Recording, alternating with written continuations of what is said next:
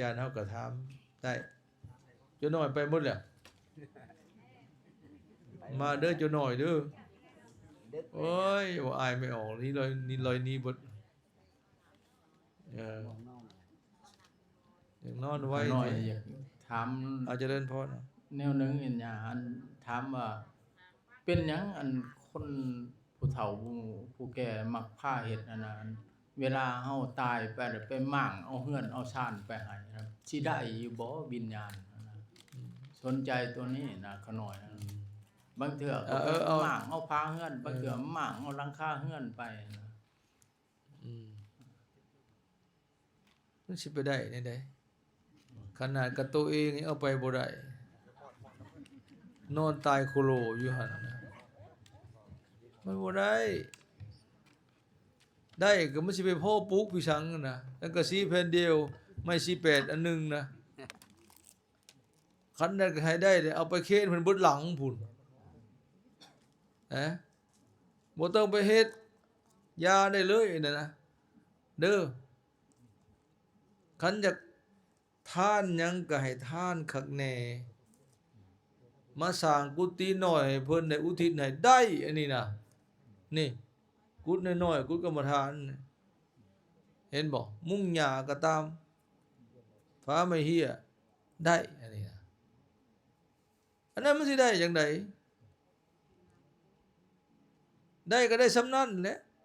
สมมุติว่าเอาดีบุรีเพิ่นบ่ได้เค้นยาคู่ซำใดเอาไปไว้ประชาพุ่นจูดเ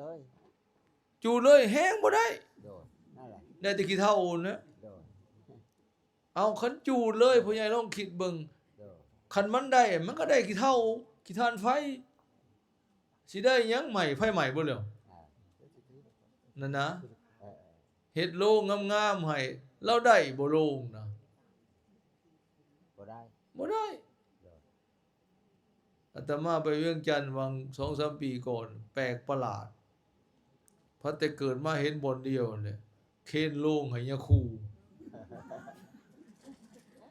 เคนหอบเคนเมนน่ะได้ให้นะศพอยู่ไหนหั่นใดนั่นแหละเน่งพายเกี้ยวเอามาเคนยาคูสมมุติอาตมาว่าแล้วก็หัวไปสิเอาเฮ้ยเอาบ่นะมีเฉยเบิ่งดูความหมายก็คือสิแม่นอยากให้ครูตายได้เมนฮะได้โล่งได้หีบได้ฮอพระเมนน่ะที่จริงบ่ได้เนาะ ได้เฮือนแล้ว บ่ควรไผสิอยากได้ในนั้นเจ้าอยากไปอยู่บ่ซั่นหั่นน่ะมีอยู่เวียงนะบ่ซื่อดอกอาตมาไปเห็นมาเลยครูบาอาจารย์จะพากันหัวพันแต่เกิดมาหาก็เห็นหมื้นี้แล้วเคนฮอพระเมนศพอยู่ไหนหั่นใดเบิ่งกว่าก็แสดงว่าเคนทั้งศพหมดแล้วอันนี้ก็มีหยังวะแปลกประหลาดประเพณีจักปานใดบ่คิดได้นะบ่ได้เด้อในฉลองเขาแจกอันนี้พ่อย่าพ่อกระดุมพี่ผู้หนึงลูกเราตายน่ะเห็นบ่ตายเลยแต่งเราไปปลูกหอปลูกโคงให้อยู่พุ่นใดประสาผู้ใดนี่ก็แต่งคนใส่เอาเข้าไปส่งกูมือมีมื้อหนึงฝนละตกน้ำห้วยมาปราสาทมันอยู่ภาคห้วยไปแล้วสิลอยสิขวามไปก็บ่ได้เอาอาหารไปน่ะเลยกลับมาสิทิมก็บ่เป็นแล้วไปเห็นยาคูบิณฑบาตไปปอนใส่บาตรยาคูนี่ซะแล้วก็ตั้งจิตอธิษฐานอุทิศหาปรากฏว่ามื้อแลงมาลูกชายมาเข้าฝันผู้เป็นพ่อนะว่าลูกตายไปแต่หึงฮักก็สิได้กินข้าวเทื่อเดียวนี้ว้ายพอออกมาแล้วก็เอิ้นคนใส่มาจังไดกูส่งไปแต่งเฮือนแต่ง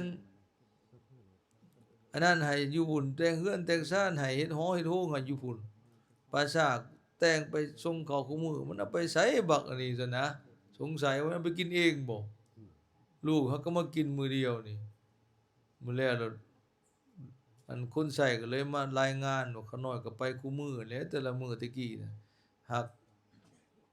มื้อนี้เขาน้อยไปบ่ได้ ฝนมันตกคือเมื่อวานนี่นะเช้าน้ำห้วยมากลอยไปจะลอยจะขวามไปก่อนก็น้อยก็มาพอเฮียคู่บิณฑบาตเอาใส่บาตรนั้นโอ้แล้วเราสงสัยบัดนี้จึงไปถามพระพุทธเจ้าพระพุทธเจ้ายังว่าการที่เอาไปเฮ็ดหอเฮ็ดโรงปูอาสนะอาหารไปวางให้ผู้ตายน่ะบ่เกิดประโยชน์แก่ผู้ตายก็อยากให้เป็นประโยชน์แก่ผู้ตายให้มนต์ชาวเจ้าภิกขุผู้ทรงศีลถวายทานแก่ผู้ทรงศีลและอุทิศส่วนบุญให้จึงจะเป็นส่วนบุญไปฮอดไปถึงนั่นได้อันนี้ก็แจ้งแล้วสว่าฉลองกับแย่ซุมเจ้าก็ฟังตลอดนั่นดิพะยังเอาไปให้พิภาษาคนศาสตร์คนมอนไปเอาไปไว้กองโพนในจูดบ่ได้นั่นน่ะ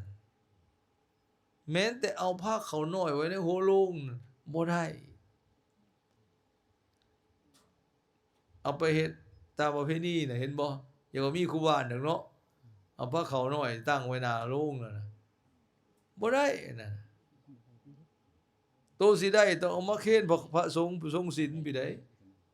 อุทิศส่วนบุญให้บ่แม่นเอาให้คือเฮาไปให้จำผีบ่แม่นไปให้คือผีตาแหกผีปูตาบ่แม่นนั่นคือจะเอาไปให้ไปนั่นบ่ได้เพราะเขาบ่สามารถกินได้อันนี้มีพิสูจน์แล้วคนตายคืนหลายคนเมาคือกันหมดกินบ่ได้เห็นอาหารในข้างโลกใหม่ๆงามๆเป็นตะกินตะแซ่บน่ะมักแอปเปิ้ลมักละแซงอิหยังกล้วยหอมกล้วยอิหยังหรือว่าข้าวน้อยน่ะจับเอาบ่ได้เจ้าคุณอันหนึ่งองค์หนึ่งแล้วตายไป14มื้อเอาใส่โลงเลยได้ฟื้นเฉยไปเห็นนรกไปเห็นสวรรค์ไปเห็นบัดใดมือเพิ่นกลับมาเพิ่นสิฟื้นน่ะเพิ่นเห็นหมักไหม้ในข้างโลงน่ะพระเขาในหั่นน่ะ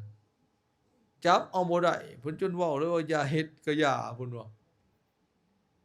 จับเอามันหายไปโลดเพิ่นว่าบัดเช้าเอาเพิ่นเห็นคือเก่าคว้าเอายามใดหายไปโลดบาดพระเขาครูบาอาจารย์เพิ่นฉันน่ะเราอ่ะกินได้หมดคูแนวเราอ่ะพระเขายะคู่น่ะอาหารที่เพิ่นกินว่าบกบางลงแล้วบ่แล้วว่าเฮาไปเบิ่งเฮาเต็มคือเก่าเราอ่ะอันเพิ่นฉันแล้วน่ะบ่ได้บกได้เราอ่ะยังเต็มถ้วยยังคือคนบ่ได้กินนี่ยังคือเก่าหมดอันพระเขาครูบาอาจารย์ฉันน่ะอันนั้นกินได้หมดเราอ่ะอันนั้นอันตัวพระเขาน้อยข้างโลกน่ะบ่ได้เราจับมันได้ก็บ่ได้เรานั่นเห็นบ่นี่เพิ่นตายคืนเพิ่นยืนยันไว้เขาเจ้าเห็นมาแล้วมีหลายคนพันเอกสนอจินตรัตน์นี่ผู้หนึงแล้วก็ตายคืนแล้วก็บอกคือกันเปี้ยเลยกินบ่ได้แล้วนำบ่ได้บ่เฮ็ดกะยาแล้วจนบอกบ่เฮ็ดกะยาแล้วนั่นพระพุทธเจ้าตรัสไว้เพิ่นฮู้เพิ่นเห็นมันแม่นความเพิ่นเห็นว่าผู้ตายไปเขาตายฟื้นคืนมาเขาจื้อได้ก็แม่นอีหลีเฮาอุทิศส่วนบุญให้และผู้ตายไปนั่นก็อิ่มทิพย์ได้เขาบ่ต้องกินคือเฮาได้คันหิวเฮาอุทิศให้เขาได้อนุโมทนานำอิ่มขึ้นมาโลดคันบ่มีเสื้อผ้าอาภรณ์เฮาอุทิศผ้าแพรให้ไปเช่นผ้าสบงผ้าคลุมนี่แหละให้ยะคู่มันก็เป็นศีลเป็นเสื้อเป็นสงฆ์ให้เขาขึ้นมาโลดเครื่องนุ่งปรากฏขึ้นมาโลดได้นี่นะบ่แม่นโอ้ไปหาเก็บอยู่หันอยู่นี่เอามานุ่งมาซบใส่เขากินอิ่มทิพย์เขาบ่มีอาหารคือมนุษย์บ่มีไส้บ่มีเนื้อหยาบคือเฮาอิ่มทิพย์นี่ก็คันจ้อยพร้อมเฮาแม่ก็อ้วนพี่ขึ้นมาโลดว่ากายนี่เกิดพุทธขึ้นพวกนี้บ่มีการถือผ้าคาท้องบ่มีกายหยาบคือเฮาเห็นบ่แต่ซั่นก็เทวดากินคือเฮามีลำไส้มีไส้มีพุงคือเฮาขออภัยมันสิไปถ่ายอยู่ไสก็ คันเทวดาอยู่อากาศมันสิบ่ขี่โหดหัวเฮาหมดบ่เขาบ่มีวิถีได้เทวดาน่ะเข้าใจบ่เขามีกายทิพย์เขามีกายละเอียดพวกนั้นน่ะเขาบ่แม่นสิมีกายหยาบคือเฮาจังซั่นเขาอิ่มทิพย์โลดแม้แต่เราเพศเรายังคือกันถึงกินไปก็บ่แม่นสิไปย่อยซะก่อนปวดทายไปทายทางใดพิเพศเท่านั้นเขาบ่มีบ้านมีเรือนคือเฮาฉันมีก็มีปราสาทวิมานให้อยู่ในหันเสวยแต่ความสุขอย่างเดียวนั่นแต่ว่าเป็นกายละเอียดเป็นกายทิพย์บ่แม่นกายหยาบคือมนุษย์เฮาตายแล้วมีสักศพหายวับไปเลยไปเกิดภพใหม่เลยบ่แม่นเทวดาตายแล้วพากันหามแห่ไปจูดเฮ็ดหีเป็นโลกอยู่เมืองสวรรค์จูดอยู่เมืองสวรรค์โอ้ยบ่มีเด้อนั่นนี่คือกันแต่เฮาน่ะคิดว่าผู้ตายไปนี่เป็นคือเฮากินคือเฮาอยู่คือเฮาใช้เงินใช้คำคือเฮาบ่มีในสวรรค์บ่มีการค้าขายในโลกแห่งวิญญาณในโลกทิพย์นะบ่มีการเลี้ยงสัตว์บ่มีการปลูกฝังบ่แม่นเทวดาไปเฮ็ดนาเทวดาเลี้ยงไก่บ่มีเด้เด้อเลี้ยงหมูเลี้ยงหมาบ่มีเลี้ยงงัวเลี้ยงควายบ่มีโครคกรรมบ่มีพาณิชยกรรมการค้าขายบ่มีเกษตรกรรมการเฮ็ดไร่เฮ็ดนาบ่มีแต่เสวยสุขถ้าเป็นเทวดาเท่านั้นอันเป็นทิพย์เบิดบุญก็หายวับไปเลยไปเกิดภพอื่นนั่นน่ะเข้าใจบ่ อยู่ มีหยังอีก เพราะฉะนั้นสมมุติว่าพ่อแม่ตายอะนะบัดผู้เฒ่าผู้แก่เพิ่นคือว่าสิเอาศพลงน่ะต้องได้ตัดพี่ตัดน้องบ่แม่นพ่อบ่แม่นแม่บ่แม่นลูกบ่แม่นหลานบัดเจ็บเป็นมาบ่คือหาโอ้ยอีพ่อเอ้ยอีแม่เอ้ยมาช่วยแหน่มาบอกเลขข่อยแหน่มันสิได้บ่หยังแนวนี้บัดเฮ็ดบุญทำทานไปสิฮอดเพิ่นบ่ว่าโอ้ยพ่อแม่เอ้ยมารับเอาผลบุญผลทานว่าคือว่าตัดกันแล้วนะ จักนักปราชญ์บ่เต็มมาแต่ไสเว้าผู้เฒ่าผู้ใดนี่ผู้เฒ่าผู้เฒ่าบ่เต็มเว้าสิว่าเป็นบ้าก็คือโพดเนาะมันสิตัดกันได้จังไดพ่อแม่พี่น้องตัวเองตัดเฮ็ดหยังเซาแต่นี้ไปน่ะตัดพี่สังตัดแล้วพัดบ่พอข้าวพัดอย่าน้ำหายท่าเนี่ยมาหับเอาเด้อเอิ้นมาเฮ็ดหยังซะมือแจกข้าวพัดขออุทิศไปเถิดวิญญาณพ่อเฒ่าสีขอจงมาหับเอาอุทิศเฮ็ดพี่สังตัดแล้วเน่มนุษย์มันน่ะมันแม่นพี่สังเป็นแต่อย่างหัวขึ้นเมื่อเฮือนสมมุคุณเอาไฟมงคุณอมเฮือนยันพี่ขึ้นเฮือนมาแล้วพอเอิ้นมาเอาเห็นได้สิมาเอาได้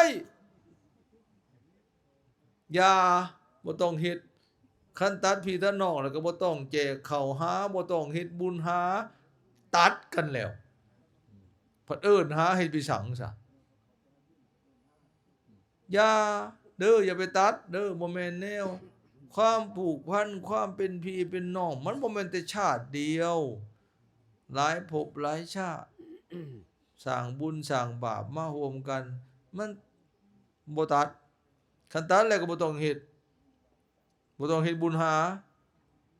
บ่ต้องแจกข้าวแจกน้ำเอาตัดเลยดิอันนี้เป็นตะอยากฮู้เหรอ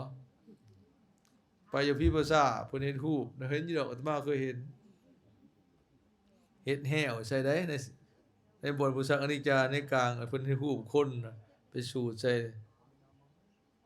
เอาตัดพี่ตัดน้องเด้อบ่เป็นพี่เป็นน้องเป็นพ่อเป็นแม่เด้อตัดไฟปุ๊ดคันแหวดันนิ่งน้องไปพุ่น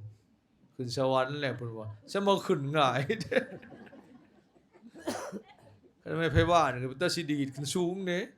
นี่ไม่น้อยๆนึง คันเฮ็ดบาปมาหลายจ้างสำนั้นสิได้ขึ้นสวรรค์ย้อนจังซั่นแหละอันนั้นเฮาอย่าไปตัดหญ้าเด้อฮีตอันนี้เศร้าซะสิไปตัดเฮ็ดหยังมันคือเฮ็ดตลกนี่นะบ่พอเท่าใดเพิ่นเอิ้นมาแหละขอจงมารับเอา ส่วนบุญส่วนกุศลเอ้ามาถึงภาษาตัดกันกินนี่มาเฮือนเพิ่นเอิ้นมาเอาอีกเด้ออืมเออฮะแจกให้พี่ซังอย่าแล้วตัดแล้วเด้อเถอะนาอย่าสุแจกเด้อตัดแล้วเอาระวังมาแจกเอิ้นมารับมาเอากับตัดกันสิปะตัวใดไม่ออกสิเลิกตัวใดเลิกแจกหรือเลิกตัดเออเลิกตัดดีกว่าตัดแล้วบ่มาเอาแล้วก็บ่แจกหาเลิกกันแล้วคนหักแพงกันอยู่ก็ไปตัดกันจังไดคันคนสร้างกันน่ะยาอันน่ะเป็นตาตัดอยู่คนขี้หายผู้หายใช่โจร นะแต่บ่ตัดบ่ต้องตัดแม่นสิหายบ่ดีก็อุทิศบุญให้เขาได้รับส่วนบุญนะบ่อาฆาตพยาบาทจองเวรแผ่เมตตาให้เขาเอาถามอ่า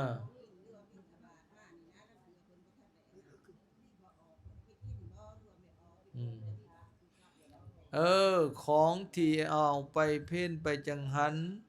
ของใส่บาทเหลือบาทฟังคักเด้อของเขาฝากก็ตามมาเพ่นจังหันแต่งมาแต่งกินแต่งทานหรือของใส่บาทเหลือบาทอย่าเอาไปกินพอออกระวังได้ไปหับบาทนำกินไปนำนะหรือบดีหอบใส่ทงเมื่อเฮือนเลยนะเป็นผีเพศตายไปเป็นเพศตกนรกเด้อระวังเด้ออย่ามืออย่าใจหมอเลยแม้นแต่ของในวัดหมากไม้ต่างๆหมากมีหมากม่วงขอใดของสงฆ์ใดเกิดในธรณีสงฆ์เกิดในวัดใดบ่แม่นอยากละลากไม่แสไม่ค้อนฟาดเอาโลดไม่สาวใส่เอาโลดคนไก่วัดนี่ระวังลึงยะคูยะซาโลดบ่ขอบ่ได้เด้จังซั่นเฮาอยากหยังของเหลือบาทของอยู่ของกินคันอยากขอเพิ่นให้จังเอาเพิ่นบ่ให้ก็อย่าไปเครียดเพิ่นบาปอีกอันนั้นก็ได้เครียดอีหยังเอาไปทานของทานบ่แม่นของสิไปอยากไปกินก็เพิ่นบ่ให้ก็บ่เครียดเพิ่นบ่แม่นห่วงแต่หลานขอไปหาขอเพิ่นสิได้เป็นรถก็เรื่องของเพิ่นในของทานเพิ่นของเขามาทานเพิ่นบ่ให้ก็เรื่องของเพิ่นบ่แม่นสิไปเครียดไปหายเพิ่นเด้เด้อจังซั่นเพิ่นเอาเบิดแล้วเพิ่นเลือกแล้วเพิ่นสิเอาเท่านี้แล้วอ่ะเอาพอออกเอ้ยเอาไม่ออกไปสู้กันไปปันกันเด้อบ่บาปหรือไปขอเพิ่นข้างแน่เพิ่นให้บ่บาปขอเตียงเมื่อนอนขอเสื่อเมื่อนอนขอผ้าห่มเมื่อห่มคันเพิ่นให้บ่บาปแต่คันเอาโลดแม้แต่ขนมก่อนเดียวก็บาปว่านี่หลักของสงฆ์หลักของพระของเนรอย่ามักง่ายได้ปิดต้นไปน้ำใบเสียใหญ่ยัดใส่ถุงน้ำปิดต้นไปน้ำเจอสบู่ยัดใส่ถุงน้ำเตรียมตัวตกนรกเป็นผีเพศดีๆนั่นเด้ยของกินเหลือพิษกันตะพุตตะพือคันเหลือแหละเพิ่นบ่เอาแล้วเพิ่นสละแล้วบ่บาปบ่บาปเพิ่นสละแล้วพระเพิ่นบ่ได้บ่เพิ่น พิ่นสละแล้วบ่เป็นหยังเฮาเอาเมื่อกินเองก็ได้เอาเมื่อเกลือสัตว์เกลือสาก็ได้นะบ่เป็นหยังเออล้างทิ่มก็ได้คันบ่เอาเมื่อคันเฮาบ่อยากถือมันหลายโพดเอาไปถอกลงคุมลงหยังบ่มันบ่เน่าบ่เหม็นนั่นแหละ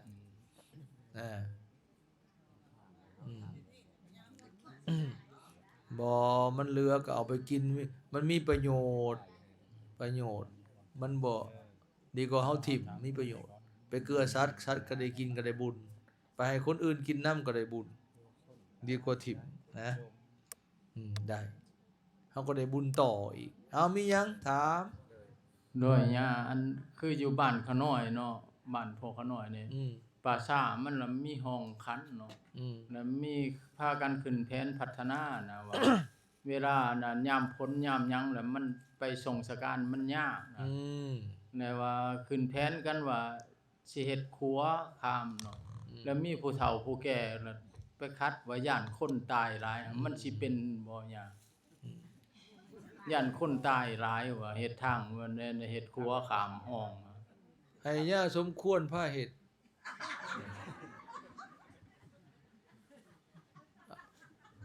คันบ่ได้อีหลีไปหาอาตมาเตรียมซีเมนต์เตรียมไม้เตรียมหยังไว้อาตมาสิพาเฮ็ด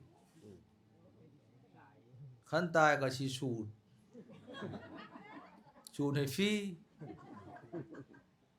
นะอันตายอยู่คู่มือตายอยู่คู่ปีไผไปเฮ็ดข้ามห้อง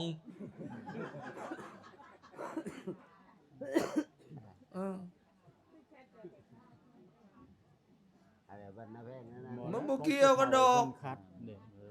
เขาเอาโยนข้ามทะเลมาพุ่นใส่ก็ตายพุ่นติซะ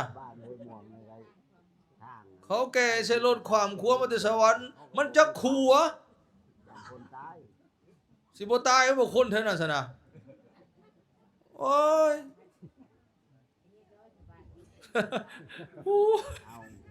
มนุษย์มนาจังแม่นหาเรื่องขึ้นเบิ่งดูตะกี้นั่นทางไปปราสาทหยับทางมันแปลนคนสิตายดูเอาอย่าทางเท่านั้นเลยหมุนไปเลยเด้อหามศพน่ะหม่นน้ำไปเลยแห้งบ่ตายคันบาดนั้นเด้อซั่นน่ะเถื่อหน้าอย่าทางน่ะน้ำก็อย่ามันหม่นไปเลยมันจังบ่ตายทางมันยังแปลนอยู่มันหลมศพยังสิมีผู้ตายอยู่หั่นน่ะเถื่อหน้าแล้วหม่นไปมีเครือก็อย่ายัดโลงเข้าไปคานไปนักไผเผาเอาเฒ่าแล้วเนี่ยเฒ่าแล้วเฒ่าโง่เฒ่าโพเฒ่าผาเฒ่าตาติดหน้าเฒ่าใจติดหมอคือก็กับตัดนี่แหละเฒ่าตัดอีซะซ้ายได้อันตัดคืออันอย่าตัดซั่นบ่โอ้เพิ่นว่าฮีดเพิ่นได้ตัดบ่ได้ตัดแล้วบ่ได้เพิ่นเอิ้นมาอีกหั่นน่ะหยังจริงมันบ่มีมันมีอันนึงต่อบ่ให้ต่อได้ให้บอกได้ซั่นน่ะต่อฝ่ายนะบ่ให้ต่อได้โดยยันตายตีตายต่อเพิ่นว่าบ่ต่อได้ก็ต่ออยู่มันบ่สั่นมันบ่ยาวฝ่ายอันสังอนิจจาฝ่ายมงคลก็ต่อแล้วว่ะคันบ่ต่อให้มันสิยาวสิได้ซั่นน่ะได้ไหนคนเป็นหลายคนหยังผูกบ่หยังมัดบ่มันก็มัดคือเก่ามันก็ต่อจักสิไปเว้าได้บัดนี้เนาะบ่ให้ต่อเพิ่นมันสิตายติดตายต่อเพราะว่าโอ้ยเอาคักๆสิเอามาแต่งเงินไปทำบุญนำคนตายก็ว่าโอ้มันมีเครือว่ะมันสิเดือนนึงละเนิดไปเด้อติดบัดเจ้ากินคู่มื้อมันบ่มีเครือบ่ซะแนวมันมีเครือมันก็มีแล้วเพิ่นเพราะว่าย่านมันตายติดตายต่อเป็นมันเป็นเครือไปตัดทิ่มเบิดมาเครือมาแตงมาโม่ทุกจอน่ะอย่าสุกินอย่าสุปูบัดกินคู่มื้อมันบ่เป็นเครือบ่ซะมันสิเกี่ยวหยัง คันเป็นเครือก็คือความเป็นพี่เป็นน้องแม่นบ่ โดย เป็นญาติอันนั้นเป็นเครือญาติบ่ได้เกี่ยวกับหมักแตงหมักโมมันสิหูมือพี่สังปลาให้มันเน่ามันก็ตายมันก็แม่นเน่ามันเครือปลาไว้ซื้อบ่ฮดน้ามันก็ตายเองมันสิเกี่ยวกับ มีแต่เฮาเนี่ยเอามากินมีประโยชน์แก่ร่างกาย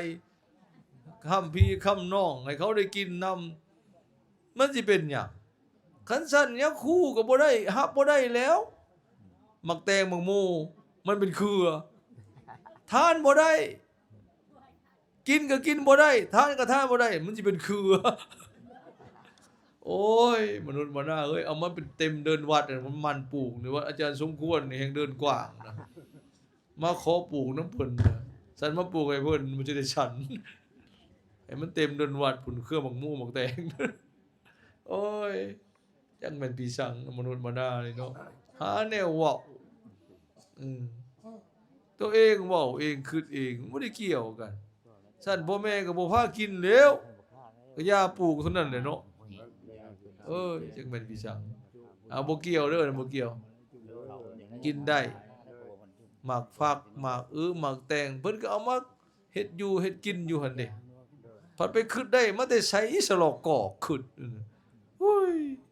เอาขอต่อไป บ่แม่นพระพุทธเจ้าสอนอันนี้นั่นเป็นพวกคิดเองฮะ ฉะนั้นก็คือขน่อยอยากถาม เอาไม่แน่คนอื่นได้ยินนำเอา คือว่าขน่อยอยากถามตัวนี้เนาะคือข้าพเจ้าดิดรเอิ้นเปา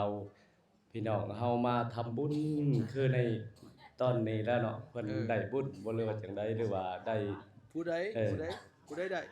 จังว่าถาม ผู้โฆษณาน่ะ ผู้มานี่แหละมาเฮ็ดมาสร้างนํกันอยู่ในร้านทำนี่เนาะแต่ละทานแต่ละคนลางเทื่อก็ทานไปแล้วก็มีแนวคิดอะไรเนาะเพิ่นว่าทานแล้วยังคิดว่าสิได้บ่หรือจังได๋ก็นี่แหละเออ คันอันหมายความว่าเฮามาเอิ้นหมู่มาทานเนี่ยเฮาผู้เอิ้นได้บุญบ่ บ่มืดเช้านี่เช้า เออ เมืองเช้า ก็ได้แล้วคำว่าก็มาเฮ็ดบุญก็ได้บุญแหละ มาโอโปโมทนา โอ้ได้แน่นอนได้แน่นอน จังว่า ผู้ใดสักส่วนผู้อื่นมาทำบุญ มืดสุข เป็นปฏิทัศน์อมัยให้ผู้อื่นมีส่วนได้บุญได้ทำความดีหรือเป็นวิญญาณว่าจะไม่ช่วยค้นขวาย เด้อ เรียกเอิ้นปลุกระดมให้คนมาทำความดี ตัวเองก็ได้บุญ และคนผู้นั้นเกิดชาติใดผู้ใดเขาสิมีมิตรหลายสหายหลายมีบริวารหลาย แต่อย่าลืมได้มีแต่บอกหมู่โมทนา มีแต่หมู่บริจาคเจ้าของบ่บริจาค อาตมาเคยไปท่วงอยู่ได้ยินแต่เจ้าอ่านชื่อหมู่คือบ่ได้ยินชื่อเจ้า คันเป็นอันนี้คนผู้นั้นเด้อมีแต่ปลุกระดมผู้อื่นคนควายคนอื่นมาทำบุญ แต่ตัวเองบ่ทำเกิดชาติต่อไปเขาจะมีมิตรหลายสหายหลาย แต่บ่มีโภคทรัพย์หมู่บ่อึดบ่มีไผสั่งเราหักถูกเพราะตัวเองบ่โม มีแต่บอกหมู่จกทงเจ้าของบ่จกมีแต่บอกหมู่เสียสละเจ้าของบ่เสียสละระวังพวกปากหวานศิลวัตรทั้งหลายน่ะนะตัวเองบอกแต่หมู่ท่านเจ้าของบ่ขี้เหนียวก็บ่มีทรัพย์คือเพิ่นเว้ากี้นี่แหละ เด้อ เห็นบ่ เด้อ แต่มีหมู่หลาย มีคนหักคนอืม นะ เด้ ฮะเอาถาม เอาอัน มันสินดับนะเนี่ยคันว่ามีคนตายเลยเป็นหยังผู้เฒ่าเพิ่นบ่ให้เอาไว้บ่ให้ครบบ่ให้งั้นนะให้เอาไปตายกลางคืนก็ให้เอาไปกลางคืนโลด อันนี้ก็ฮีดจังให้อีกแล้วอันนี้ก็ได้ ที่จริงบ่ได้เกี่ยวบ่เกี่ยวกับมื้อกับวัน แม่ วันศีลขึ้น วันศีลดับก็เฮาเป็นผู้แต่งไผเลือกเกิดเลือกตายได้สิเกี่ยวหยังกัน คนตายก็ตายไปแล้ว ตะเว้นขึ้นมันก็ขึ้นตะเว้นตกมันก็ตกมันสิเกี่ยวหยังกัน เจ้าตายมื้อใดมันก็ตายยามนั้นมันก็ตายคือเก่าตายกลางเว้นมันก็ตายกลางเว้นแต่กลางคืนมันสิเกี่ยวหยังกันกลางคืนมันก็มืดกลางเว้นมันก็แจ้งมันสิเกี่ยวหยังกันกับขึ้นกับแฮมได้เอามาขอสิสูตรให้บาดนี้ก็มัน บ้านเฮาบ่เคยเนาะ สมมุติว่าตายมือดับเอาไปจูดมือขึ้นมันสิบ่ใหม่บ่ เนี่ยมันนั่นก็อันแล้วจัง ผีสิลุกขึ้นมาบ่บ่มีเดี๋ยวนี้เอ้าฝรั่งอังกฤษเขาบ่มีขึ้นมีแฮมเขาก็เอาไปจูดไปฟังอยู่หั่นนี่ บ่เกี่ยวกับเดือนกับปี คำว่าฮีดเนี่ยมัน เขาบ่มี ที่นี่มันได้ป้าได้แหละ เขาบ่มีฮีตนี่มันคนสร้างขึ้นบ่แม่นคำสอนในศาสนาบ่แม่นบ่แม่นศาสนาเด้อแม่นของพุทธศาสนาบ่แม่นเด้อคนมาบัญญัติขึ้นเองเว้าเองว่ามันถึงมือดับมือจม ดับในวันสิ้นดับมันบ่แม่นมันดับไว้ว่าแม่นจิบหายไว้วอดมือสุดท้ายของเดือนบ่แม่นดับแล้วดับศูนย์คันดับศูนย์ก็หากันตายดับเบิดติซะนะฮอดมือดับแล้วตายเบิดเลยสักงอกเข้าเป็นหยังมือดับสิไปลี่อยู่ไสควงแต่ผู้ตายเห็นบ่คันซั่นก็ตายบ่คู่คนเลยมือดับน่ะมันดับ โอ้ยจะเป็นพี่สังเนาะแสดงว่าไผตายมือดับแล้วควงบนแล้วบัดนี่ตายคักๆบ่เกี่ยวกันญาทานเขาไปหาอยู่เมืองสวรรค์น่ะมีผู้หนึ่งตายอาณารถตกหนองรถซีเมนต์ปีนั้นได้ตกหนองโกมน่ะรถเจือกตกหนองรถตายพ่อแม่เราอยู่สารวันพุ่นตายแล้วบ่ให้จูดหีดคองพุ่นน่ะคนตายมีแฮงตายอุบัติเหตุตายหุงบ่ให้จูดไปหายาทานก็ให้จูดคันบ่ใหม่ก็สิจูดซอยจูดแล้วผัดบ่ให้แจกเอาอีกแล้วบาดนี้ไปหายาทานก็เอาจังซี่ซะระหว่าง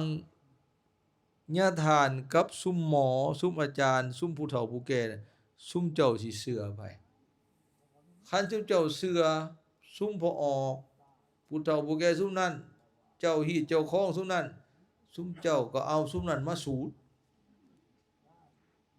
คันเจ้าอยากเฮ็ดบุญเชื่อญาทานญาคูก็ให้ญาคูไปสูดมาบ่มาก็อย่าซุมนั้นคันเขาเจ้าย่านตายก็บ่ให้เขาเจ้ามา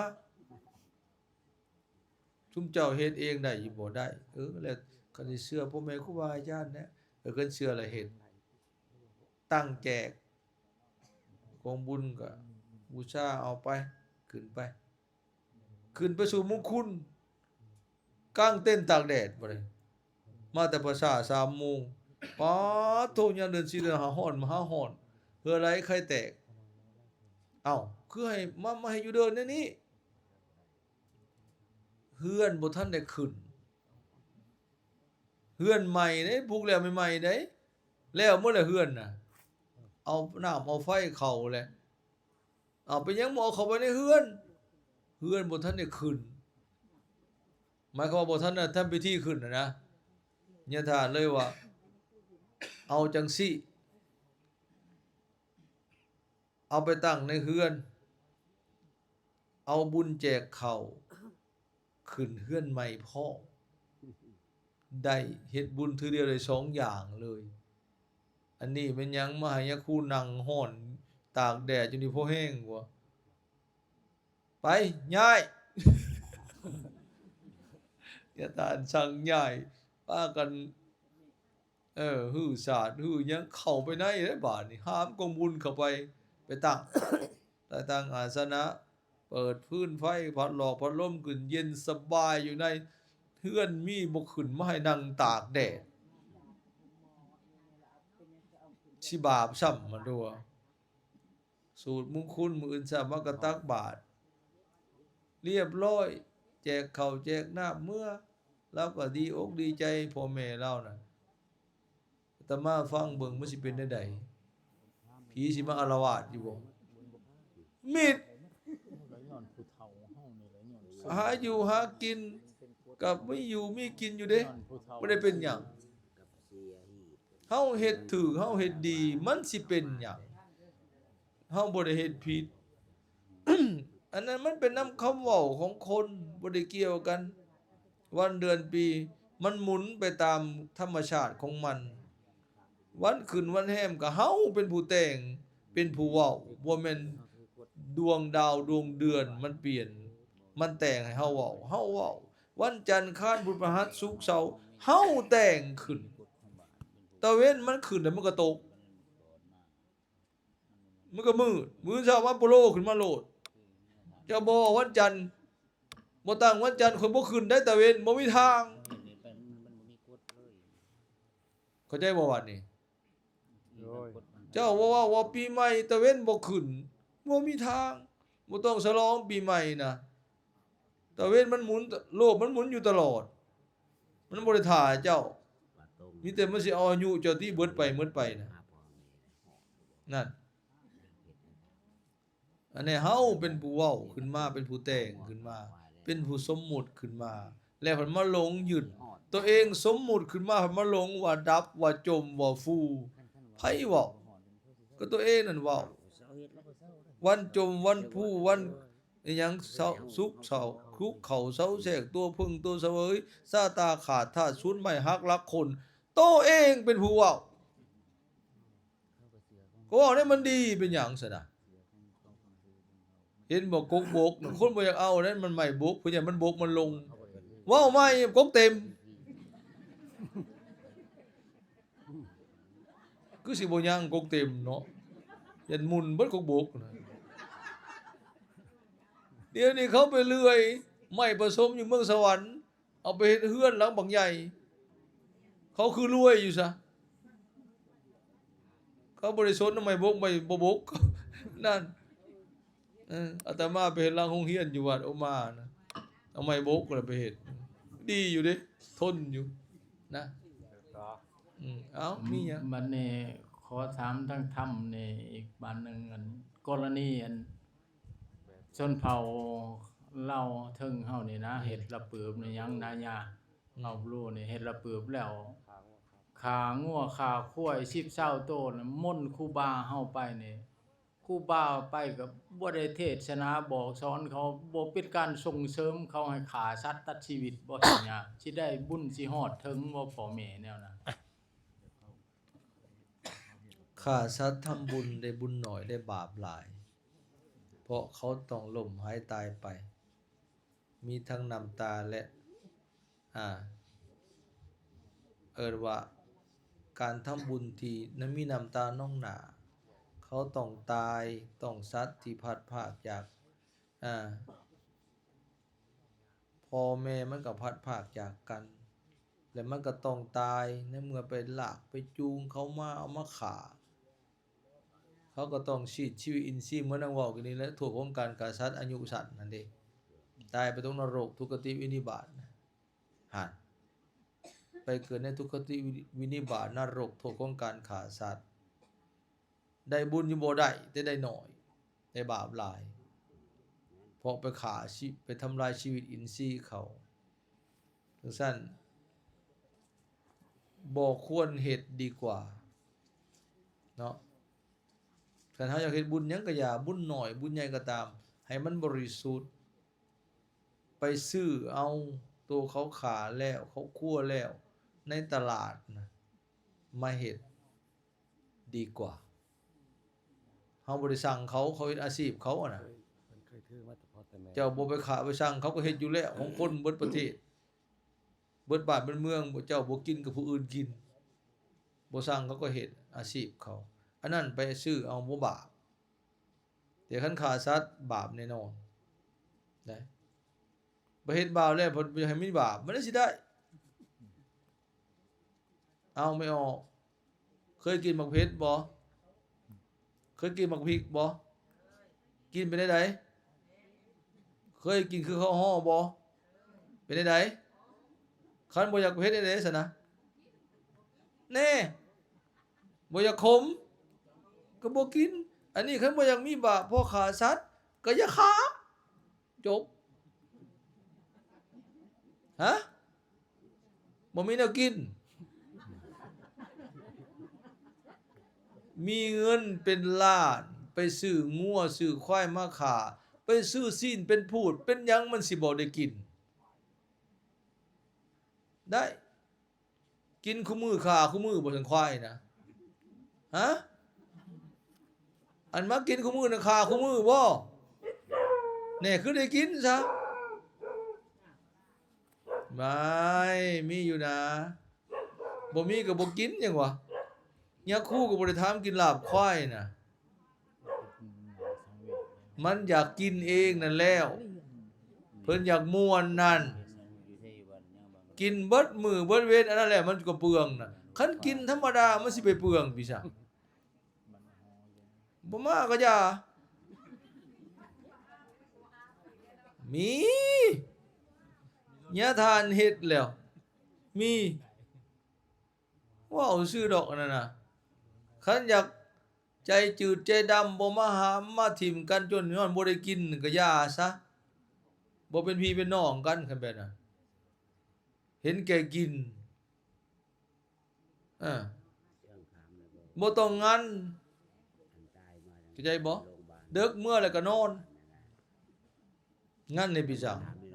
ไอ้ลินไผ่เอาซีดมากินเล่นเบิดมื้อเบิดคืนงั้นเฮ็ดแล้วเฮ็ดอีกยกแล้วยกอีกไปเลี้ยงเพิ่นน่ะเฮ็ดงั้นเฮ็ดหยังบ่แม่นได้บุญย้อนงั้นได้บ่ได้มีในสูตรในธรรมไปอ่านโลดโยบุคโลอันว่าบุคใดมางานศพเบิดคืนสอดแจ้งกินเหล้าเมายาลินไผ่ได้บุญหลายแล้วบ่มีมาฟ้อนมาลํงานบุญงานเฮือนดีนั่นบ่มีเพิ่นบ่ได้เว้าเรื่องงานยะคู่ก็นอนหอนยามบ่แม่นไปนั่งสูบเบิดคืนยะคู่เพิ่นแฮงเมื่อก่อนแต่เว้นพุ่นชูแล้วเพิ่นเมื่อโลดซุมเพิ่นบ่เมื่อได้ซุมเพิ่นน่ะกินเบิดคืนสดแจ้งบ่มันเปลืองสิได้ใดแต่กี้เฮือนดีนั่นคือไปแสดงความดีต่อกันโดยบ่ต้องห้องขอไหว้หวานได้ยินข่าวว่าผู้นั้นเพิ่นตายพี่น้องร่วมบ้านร่วมเมืองไปโลดมีข้าวเอาข้าวไปซอยมีผักบัวหัวหอมเอาไปช่วยกันอันนั้นจังแม่นเฮือนดีไปซอยค้ำผ้าบาแบกไปซอยแบ่งเบาความสุขทุกข์ความโศกของเพิ่น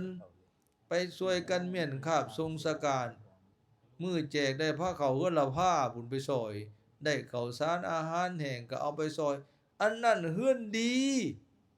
เดี๋ยวนี้มันสิเป็นเฮือนขวงแล้ว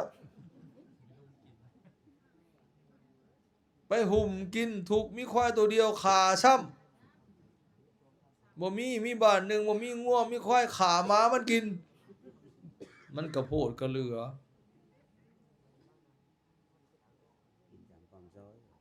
ไปโมหาพันกีบกินเบิดมือ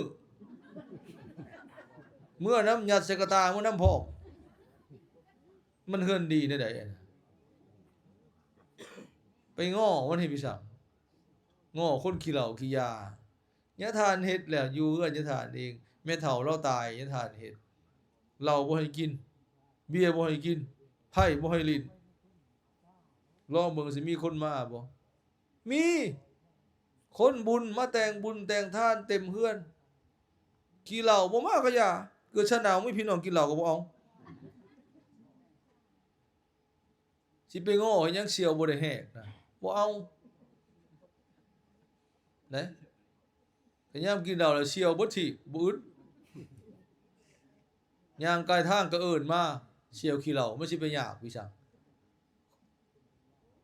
เสียวกินหาง่ายเสียวตายหายากบัดยามทุกข์ยามยากไปยืมเงินมันยังบ่ให้ซ้ำไปง้อเพิ่นก็ดอกเด้ยะทานเฮ็ดเบิ่งแล้วเดึกมากก็เมื่อได เด็กๆมาน้องสาวมาเนี่ยครู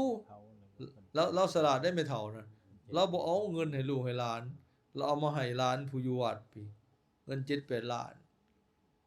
เอาไว้ให้ยักครูหักปัดแม่ตายแล้วเฮ็ดศพให้แม่เด้อเอาไปจังเอาไว้นำเขาโอ้ยเอาไว้นำเขาก็เบิดได้แล้วอะเขาเอาไปซื้อกินซื้ออยากเบิดเคยเอาให้เลยมันบ่ได้เป็นทุนเป็นฮ้อนไปสังสรรค์เราเอาให้นำยักครูนี่แหละมันยังสิยังเราอะคันแม่ตายแล้วเฮ็ดให้ได้เด้อเฮ็ดศพปานนั้นได้เรานั่นพอลูกหลานมันคือบอกมามันบ่ได้บ่แล้วเงินของทานกรรมบริหารเบิดเด้เอาซื้อศพซื้อเมนมาใส่ให้เราเฮ็ดหีบยังให้เราเอากองบุญมาตั้งมือแจกเลิกๆมาน้องสาวมาย่าขอเงินแหน่ซื้อหยังไปซื้อแนวแก้มให้เขา10 โมงเบิ่งโมงกลางคืนยังทานยังอยู่เฮือนนั่นแหละ4-5 คนนะพวกกินเหล้านะพวกคุณมาซุ่มมาแซวกันนะอันนี้ทานบอกแล้วบ่ให้มากินเหล้านั่นนี่สิไปซื้ออันน่ะแนวกินแนวหย่ำเพิ่นแหละซื้อซีนซื้อหยังในหมกม่วงหมกแตงยะตาปอนคอออกไปอ้าวเด็กสมควรได้พากันเมื่อพักก่อนเด้อขอบใจหลายๆบ่ต้องงานฮอดแจ้งกะยาเขาเจ้าเราว่ามันได้สิแจ้งสิฮู้กันยาบ่แจ้งในข่อยตาต่อไฟเต็มเบิดตารางเฮือนทั้งเต็นท์หมู่หั่นนะแจ้งจางปางตะเว้นก็บ่เคยตัวฮอดยามมันแจ้งโลดบ่ต้องหาเจ้างั้นบ่แม่นคันบ่งั้นตะเว้นบ่ขึ้นไปมื้อนอนแตกอึ้นโลดบาดนี้อยากให้ก็อย่าให้ยะครูบาปเพิ่นบอกดีก็ให้บาปกินหัวมันตื่มบ้านนี้ล่ะยะทานก็ซ่อมเบิ่งว่ามื้อหน้ายามสูตรยามหยังหรือฮอดเวลามันสิมาบ่เห็นจักคนจื้อเบิดคู่คนหน้ามันน่ะอันพวกเสี่ยวบ่ได้แหกนะบ้านนี้มือโป่งก็บ่เห็นเอาไว้3 มือแจกก็บ่เห็นมันบ่ได้กินเหล้าเพิ่นบ่ได้ลิ้นไผ่แต่ว่าคนมาจนบ่มีเหลือเฮือนเหลือหยังยืนอยู่นำนอกพุ่นรอท่าไปปลงศพนะมือแจกซุมไม่ออกแต่งบุญแต่งทานก็เจ้าก็มาเต็มบ้านเต็มเฮือนคือเก่ายะทานก็ค้ำเขาแต่บ่ค้ำเหล้ายามกินข้าว5 โมงแลงค้ำเขาหลังจากสูบมงคลแล้วสูตรนั่นแหละสูตรมงคลมือแจกมือมือปงก่อนปงน่ะตั้งงานศพกะสูตรอนิจจาหาโมงแรงหน้าศพสูตรกุศลานะหลังจากสูตรมาติกายังแล้วพิธีทางศาสนาแล้วก็ค้ำเขาแต่บ่ค้ำเหล้าให้กินเขานะมีข้าวปุ้นข้าวเปียกมีอาหารการกินให้แขกให้คนมามีแต่บ่มีเหล้าบ่มีเบียร์บ่ให้ลิ้นไผ่ก็มีคนมาอยู่ดินั่นแต่คนขี้เหล้าบ่มาก็อย่าบ่ได้ง้อนะอันนี้คือมาง้อแท้เลี้ยงฟรีของกินฟรีไผสิบ่กินเอามาอะไรแม่เบียร์เป็น100 ลังเขาก็มากินในห้องเลี้ยงเขาเอาให้เขากินฝึกนิสัยเสียคนลาวเฮานิสัยกินกันคนทุกข์คนยากบ่มีก็เป็นหนี้เป็นสินไปกู้ไปยืมนั่นมันสิเป็นเฮือนดีเด้น่ะมันเฮือนบ่ดีแล้วเฮือนควงแล้วน่ะเด้อนั่นจื้อไว้อย่าไปเฮ็ดอันนั้นมันต้องไปสดไปช่วยกันเขาทุกข์เขายากเขาลำบากละคนปิ่นปัวกันมาเท่าไรปีชีชาติบ่ดีปะตายซ้ำเงินก็เบิดแล้วขอสิจะปิ่นปัวแล้วพี่น้องมาหุ่มกินอีกจนได้กู้ได้ยืมมีงัวตัวเดียวขาซ้ำแม่นอีหยังไหนแทนที่สิมาซอยกันโอ้ยเขาทุกข์เขายากเขาลำบากพี่น้องก็ล่มเสียหายตายเสียจากคนหักคนแพงก็ทุกข์ก็โศก แบ่งเบาความทุกข์เขาเอามาซอย มีข้าวซอยข้าวมีอาหารการกินเอามาซอย อันนั้นมันจังแม่นเฮือนดี เข้าใจบ่ว่านี่น่ะบ่แม่นไปซอยกินนั่นไหนบ่จะเอิ้นเฮือนดีน่ะเห็นบ่นี่ลืมเบิดเห็นแก่กินอย่าเด้อไปซอยกันคือแต่เก่าน่ะเฮือนผ้าเขาวเฮือนละผ้าหุ่นมือแจกนั่นน่ะมันจังแม่นเอ๊ะ ศิลวัตรถามเบิ่ง อันนี้อาตมาโอ้ยบ่ได้กินโพดบ้านเฮากินโพดก่อนสิไปประชาก็กินเลี้ยงเพลไปประชามากินกระปุ้นอีกโยไปเฮาก็ได้ชั่วโมงมากินอีกเด้อาตมาบ่เว้าไม่ออกนี่กินดุอีหลีเนาะเว้าหยอกนะอย่าไปเลี้ยงเป็นเวลาถึงยามจังเลี้ยงอันนี้หลายเทื่อเด้อเฮือนบุญนี่ยาคูบ่ทันได้ฉันเพิ่นเอาไปอาหารไปขึ้นโต๊ะแหละไผสิมานั่งเฝ้าล่ะเอาไปขึ้นโต๊ะกินแหละบ่แล้วพัดไหว้พระอาบศีลเด้อพวกนึงก็ไหว้พระอาบศีลเพิ่นหยิบอาหารมากินนำอิมินาสกาเลนะกินนำ มันอดบ่ได้ธรรมดาก็ให้มันแล้วพิธีซะก่อนจังเลี้ยงให้กินอยู่ให้มันเป็นเวลาได้มั้ยอันนี้ว่าแต่มานั่งปอกเอาไม้ค้ำแหละหั่นน่ะเขากินมาแต่เฮือนบ่แห้งเลยหั่นน่ะเป็นมาเรากินก่อนยาคูซะเพิ่นสันก่อนพระกินน้ำหลัง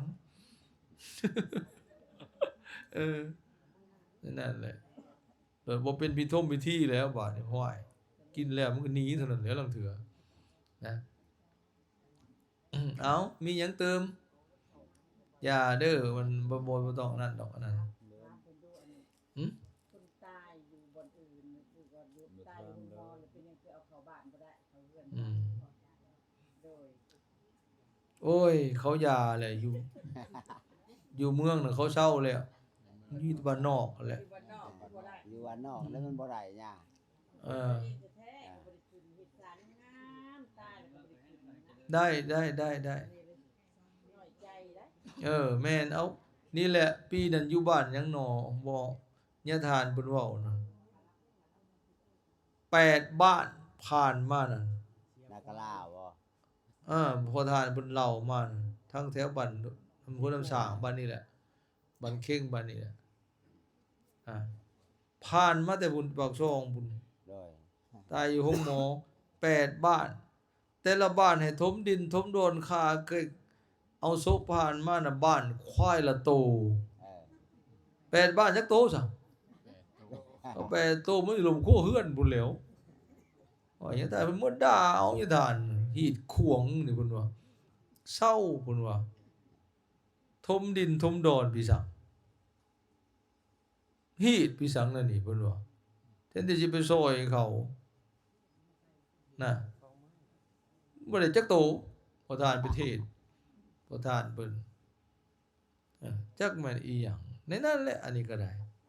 อาตมาก็เฮ็ดอยู่สวรรค์ด้วยกันบ่ได้สนหลานตายอยู่ห้องหมอเอารถวัดยะทานไปแก่มาเลยแก่เอาหลานมาแต่ห้องหมอมาก็เอาหีบมาใส่บ่ได้สนนำเพิ่นเว้าพยาว่าหยังก็อย่าก็ตั้งบำเพ็ญกุศลก็ไปปลงศพอยู่ป่าเฮ็ดคือหูบ่ได้ยินจังว่าเอาก็อย่า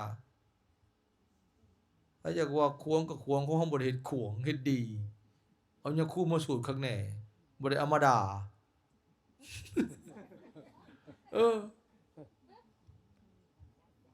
อันยังก่อนอย่างนี้นะ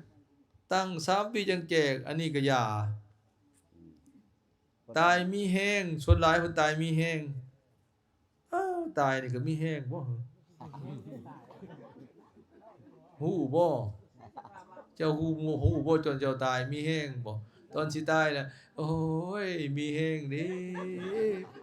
หายใจจังเป็นสบายโอ้ย หมดแดง ตายมันอยู่ไสมีแฮงย่อก็บ่ขึ้นยกขายกแขนก็บ่ได้มันสิมีแฮงได้ไสตายมันแฮงเบิดแฮงซั่นตัวให้ผู้อื่นช่วยหามไปเนาะมันสิมีแฮงได้สิได้แฮงเบิดแฮงตายแล้วนะคนหาว่าเนี่ยมันดีคนโบราณเพิ่นฉลาดนะคันว่าตายหูงเป็นตาย้านโพดนะอันนี้ก็มีประเพณีหลายบ้านว่า3 ปีจังแจก นั่นแหละ อันนี้บ่มีในหลักพุทธศาสนาเด้อบ่แม่นพวกนี้แห่งหน่าสงสารพอเขาตายแบบกระทันหันตายอุบัติเหตุเพศภัยแห่งหน่าสงสารถ้าหากเขาไปเป็นเพศเวทนาอยู่ในหันแห่งควรได้รับส่วนบุญไว้กว่าผู้อื่นซะไดบ่มีในสูตรในธรรมเรื่องนี้บ่ได้ห้ามไว้แจกข้าวเป็นการทำบุญอย่างหนึ่งเอิ้นว่ามัตตกผัดสำหรับผู้ตายจึงควรแห้งควรเฮ็ดไว้ซ้ำอีกนะเพราะว่ามีบางคนนี่ตายอุบัติเหตุนี่บ่จักทางไปยังวนเวียนอยู่แท้นั้นนั่น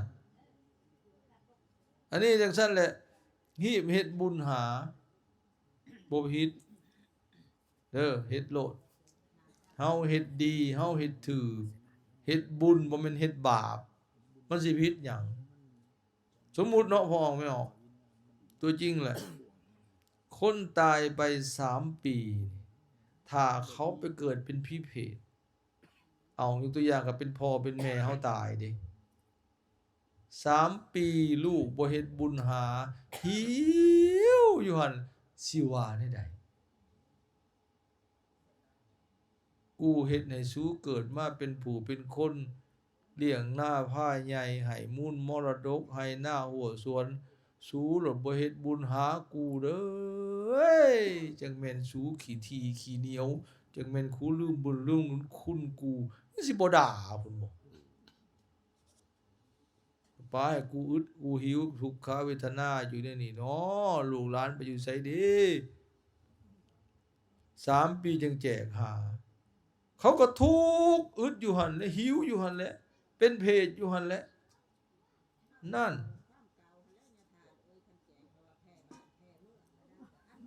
มันสิแพ้หยังบ่ได้เอามาค้อนมาไล่ตีหัวไผเนี่ยบ่เด้อบ่แพ้อันนี้ท่านยืนยันเลยบ่แพ้เพราะเฮาเฮ็ดดีบ่แม่นเฮ็ดชั่วเฮ็ดบุญบ่แม่นเฮ็ดบาปบ่ผิดคันยานผิดมามุญญาทานนี่ท่านสิไปรับให้เด้อแจกโลดหลายคนแล้วยาทานแก่อยู่เมืองสวรรค์นี่บ่ได้ผิดบ่เกี่ยวกันของเฮ็ดบุญอันนี้ไม่เฮ็ดบาปคันมาเฮ็ดแจกกินเหล้ากินเบียร์อันนั้นลิ้นเบียร์เจียไผอันนั้นมันบ่ดีถึงเฮ็ดแจกมันก็บ่ดีอันนั้นน่ะอันนั้นแพ้คือบ่คลำซะอันนั้นน่ะบัดเฮ็ดบุญบ่คลำมันแม่นหยังเอามาโยงจะได้โยงใส่บุญเฮ็ดบุญผัดผิดมันควงได้เฮ็ดบุญน่ะ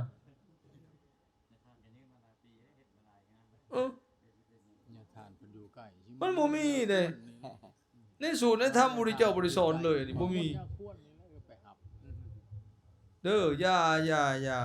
ได้แล้วแจกโลดเขายาแล้วเดี๋ยวนี้ทั้งเมืองทั้งบนเจริญเขาเศร้าแล้วเขาแจกคูงานเขาจนบ่ฮู้เรื่องอันนี้ซับนี่บ้านนอกของหน้าเฮาเลยยังงมกระทงกันอยู่นี่โอ้ยตายแล้วนะจังพ่อจังบ่เจริญนำเขาของข้าแต่งมงายอ้าวเขาคือห่างคือมีอยู่ซั่นน่ะก็ใช่เขาบ่พากันถูกตายบ่ติซะนั่นมันฆ่าอยู่บนนี่ได้หยังฮะฆ่าอยู่บนว่า ผู้เฒ่าเพิ่นบ่ยอมพังความจริง อันนั้นแล้วผู้เฒ่านะผู้เฒ่าเฒ่าปึกเฒ่าหนา เป็นเขาบ่มาใกล้ก็ยากแล้วก็เฮ็ดสิตายกันครับ เออ หมดแล้วเพิ่นนั่นแหละเป็นผู้นำพาหมู่หาม อันนั้นแหละ หามนั่นหามนี่ เออ คนบ่มีเหตุผลยามตะกี้มันเกิดอันนั้นนะเขาเอิ้นว่าเกิดอาหิวาตากโรคเกิดโรคหาเข้าบ้านเข้าเมืองเจ็บไข้ป่วยเป็นบ่มีโรคบ่มียาแก้ละหาเหตุเว้าเป็นน้ำอันนั้นเป็นน้ำอันนี้แนวตาบ่เห็นน่ะที่จริงมันมีเป็นยุคอยู่บางยุคมันเกิดโรคระบาดนะพยาธิติดต่อนะเห็นบ่โควิดบางแล้วนี่นะไปแก้ผีเชิญๆน่ะแม่เพิ่นน่ะมันเป็นน้ำตายมีแห้งเอาผีเข้าบ้านบ่นะโควิดระบาดนะนั่นอันนั้นคือกันแหละคนตะกี้น่ะบ่มีบ่เมื่อบ่หาเหตุบ่ได้แล้วก็เดาไปเป็นน้ำอันนั้นเป็นน้ำอันนี้นะที่จริงบ่ได้แม่นในทางพุทธศาสนาบ่แม่นเด้อและผู้เฒ่าก็ตาม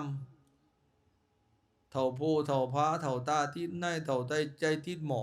เฒ่าปึกเฒ่านานี่อย่าไปโยงใส่พุทธศาสนาเด็ดขาดจือไว้บาปได้ไปกล่าวตู่พระพุทธเจ้าได้แม่นบ่แหละพระพุทธเจ้าสอนไว้โธ่ตรงนรก1กับพุ่นอย่าไปเฮ็ดได้แม่นหยังก็แม่นบ่แหละพระพุทธเจ้าสอนไว้ 84,000 ขันธ์เพิ่นว่า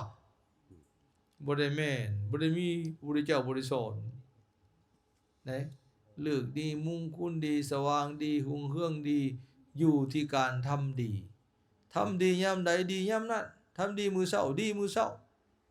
ทำดีตอนสายดีตอนสายทำดีมื้อขึ้นก็ดีมื้อขึ้นทำดีมื้อดับก็ดีมื้อดับมื้อขึ้นดีปานใดมันเฮ็ดชั่วมันก็ชั่วคือเก่านะ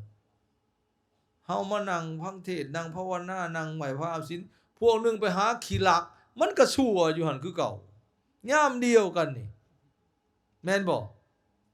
จูนึงไปหากินเหล้าหาดยามเดียวกันนี่เมาแปอยู่นั่นไปหาสูบยาบอกยาบ้ายามเดียวกันนี่แน่คันซั่นก็ยามดีเขาก็ดีติซะเขาบ่ไปหากินเหล้าไปหาฆ่าบ่ไปหาลักหาลกเล่มแหละขยามมันดีเขาคือชั่วอยู่ซั่นก็เขาเฮ็ดเองเขาเฮาเฮ็ดเองเฮามันสิเกี่ยวหยังกับยามกับวันเฮ็ดยามใดดียามยามนั้นดียามนั้นคือเจ้ากินข้าวนะเห็นบ่กินยามใดก็อิ่มยามนั้นคันซั่นก็ทากินถึงมันดีติซะ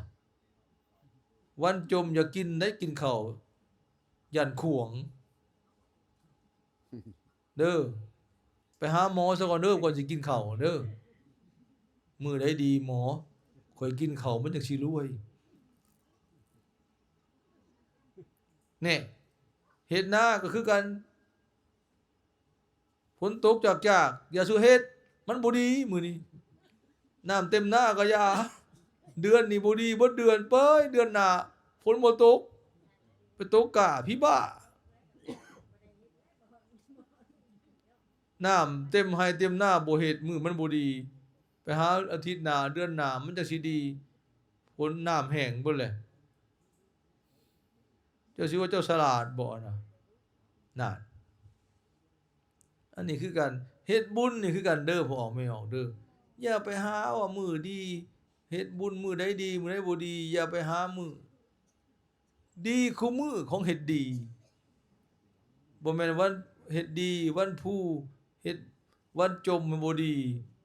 สิเกี่ยวหยังกันของเฮาเป็นผู้เฮ็ดเข้าก็เข้าเฮาเงินก็เงินเฮาบ่แม่นผีเอามาให้แม่นแล้ววะนึ่งเข้าไปให้ทานเข้าอยู่ไสเข้าอยู่เหล้าไผเฮ็ดผีเฮ็ดให้บ่ฮะแน่แล้วว่าเฮ็ดจนอยากตายเพื่อสิได้เข้า เอามาหนึ่งไผเอามาหนึ่งผีบ่มาหนึ่งให้ฮะแน่มันกินเด้ซั่นไผมาป้อนผีบ่ป้อน ขึ้นกระคักบ่กันนะเป็นแต่อยากฮู้ว่าคือหยังนี่เด้ตัวเองเฮ็ดเองกินเองอิ่มเองเบิดเพิ่นไปเว้าหยังบ่เป็นน้ำอันนี้เป็นน้ำเดือนน้ำปีมันสิเกี่ยวหยังกันกระซั่นกระทากินแต่มื้อมันดีมื้อมันดีมื้อมันขวงอย่าไปกินเด้มันสิขวงมื้อนี้บ่ได้เด้อมื้อนี้วันดับเด้ออย่ากินเด้